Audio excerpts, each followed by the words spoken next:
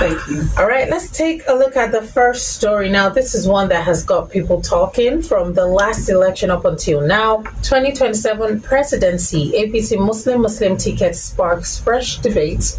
Now, the renewed debate over APC's possible Muslim presidential ticket for the 2027 election has gone on to reflect Nigeria's ongoing conversation about leadership, inclusivity, and national unity. Supporters have argued that competence should outweigh religious identity. Critics believe that balancing the country's religious diversity is important for fostering trust, representation, and social cohesion. Now, I saw something about certain parties even saying that, it's not such a bad thing if it's a Muslim ticket. What we should look out for is competence, not religion.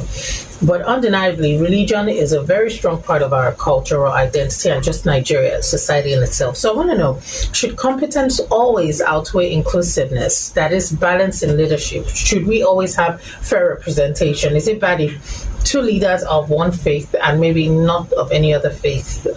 What should take the center stage right now? So I get where everybody's coming from. Everybody wants to feel like they belong, they want to be represented at every point. But let's not forget that the system of government we run, the executive, the legislature, and the judiciary, these are co-equal arms of government. It means that there's nothing that the executive is that the legislator isn't, but just in a different way, and they can check each other. You get.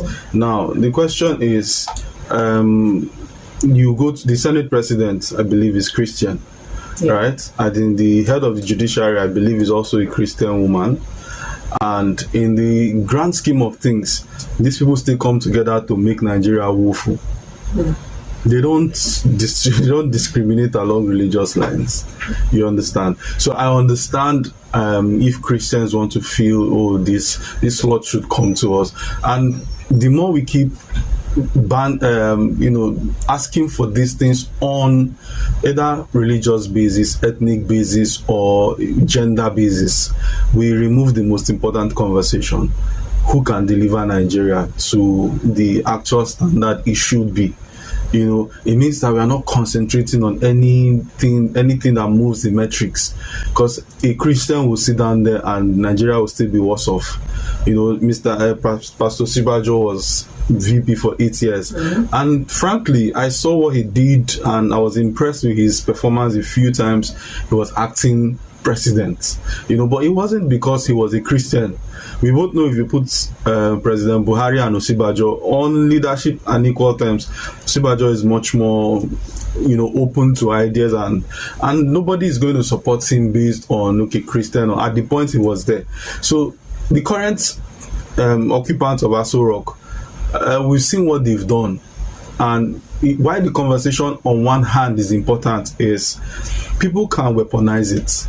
And it has been weaponized because a lot of the insecurity issues we've had in the last couple of years were now tied around this whole Muslim ticket. The president is this one is this, and therefore this is happening, Christian oppression. And I'm not saying that wasn't the case, but are we saying that if Shettima was a Christian, that they won't still be killing Christians, or the insecurity won't happen, and will we not still label it what it was labeled?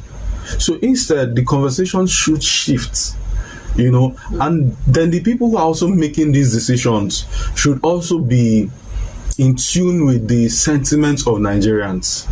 At least if you want to insist on doing what you want to do, have a plausible explanation for it. Even if everybody will not believe, but at least you're on record to say, okay, this is why I am picking this person, not on a religious basis, but because I have found character, I have found competence in this person. But the more we keep balancing selections based on either regional and ethnicity, because let's not forget the vice president is from the north, and we also know why he is that particular seat has been zoned to the north. It's so that the north will also have a sense of belonging, and the north is predominantly Muslim. So Nigeria is a case where the more we keep changing the nature of the conversation to religion and tribe, we will never address any of the important things that matter to us. Important things is security, the economy, rule of law. How many of these things can we see even before this Muslim leadership we've had? So we've seen that national unity is strengthened when every group feels represented. I mean, we've completed that fact. Can political symbolism influence national unity as much as governance? We have done the experiment. Political symbolism, tokenism, it does not influence anything. You know, Muslims are being killed in this country. Christians are being killed in this country. The economy that's hard is hard for both Christians and Muslims. The fact is that I want to see myself represented in a certain forum, in a certain class, does not take away the fact that the system that is bringing me there should also be checked. If we had free and fair elections, a lot of these conversations would not be had. Yeah. Abiola won a free and fair election in this country. He was Muslim, right?